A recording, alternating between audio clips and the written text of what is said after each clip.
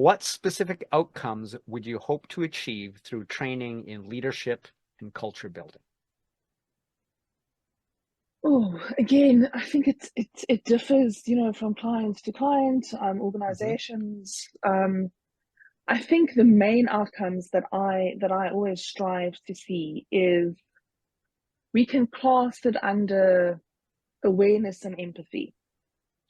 So I know that I've done a good job and that we're on the right track and the things that we're implementing are succeeding when people start using different language without thinking about it, where we've created sufficient self-awareness and we've shared enough employee data and, with Team Foria, we've got constant pulse surveys and we've got things and we've got enough that we can show them and they're starting to get it and Hmm. they're starting to change the way that they behave, and that deep level empathy of I don't have to necessarily 100% be able to understand what you're saying, or even it doesn't necessarily have to resonate with me, or I don't have to agree with it. I just have to believe that that is your experience. Hmm. And for me, when we get to that place, that is a game changer. You know, when one employee can speak up and say, or we can look at data and say the sales team maybe on paper financially is doing great, but the survey data is telling us that they're not doing great. Trust is low, camaraderie is falling from what it was. That means that there's a problem. And the minute people can understand that and say, okay, well, even though I think the sales manager is great, and it doesn't matter with what you think and what you believe, as long as you can that understand and take on board that their experience is different and that we need to do something to change it. And I find with that awareness and that level of empathy, what comes with that is a willingness to at least try.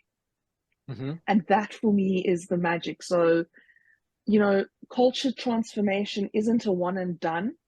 That's why No. traditional change, that's why traditional change models like Kotta and all of those don't work for culture change, because it's never done.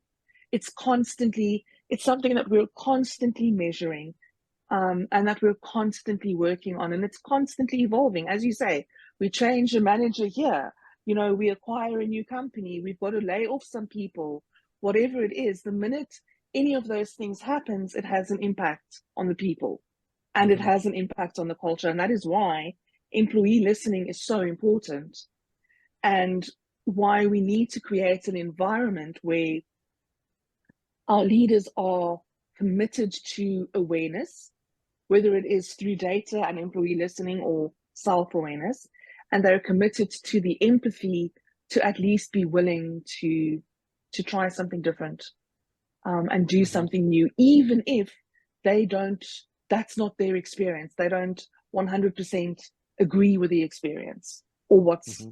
what's being said, that they still act on it and they're willing to try something different. Chimpanzees with darts are just as good at picking stocks as the professionals, more Oh, accurately at managing the investments, because the professionals pick them better, but then don't divest them any mm, more effectively than a rookie, right? yeah. So And that's anyway. that's that lack of awareness. And that's, like you say, Hmm. I'm assuming that my judgment is absolute and it is Hmm. correct and it's factual, you know.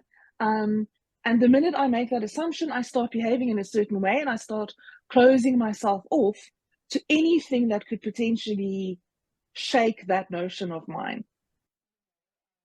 Whether it is the survey data, whether it is someone physically coming to tell me, listen, I know that you think Tim is great, but he's a freaking nightmare to work with. You know, I'm just not going to want to hear it because Tim is my golden guy.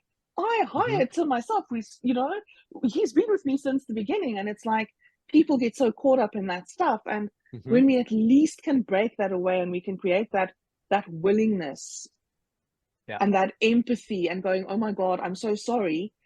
I've always, you know, had a great relationship with Tim. I didn't realize, I'm so sorry, this is your experience. Tell me more, you know, Right. instead of just dismissing and being like, no, that's impossible. Tim is my best salesperson. He's a rock star. You know, you must be the problem. And I think that's where a lot of our challenges with this stuff comes from, is because our people who've got the power to make the changes are stuck in that place of, you know, their perception is their reality and they're completely unshakable. And again, Hmm. is that belief, and you know, from a neuroscience perspective of, you know, if I agree that perhaps your experience is different and perhaps Tim isn't a great guy, then what does that say about me? Because Hmm. I've always thought he's fantastic, you know, and then it comes back down to, you know, am I brave enough to question myself and my own judgment? And am I Right. brave enough to admit that I too can make mistakes sometimes, or I've had blinkers on and I've allowed Tim to get away with things Hmm. because I think he's such a great guy. So there's so much to this, and we can talk about this for days. I love this Right. stuff.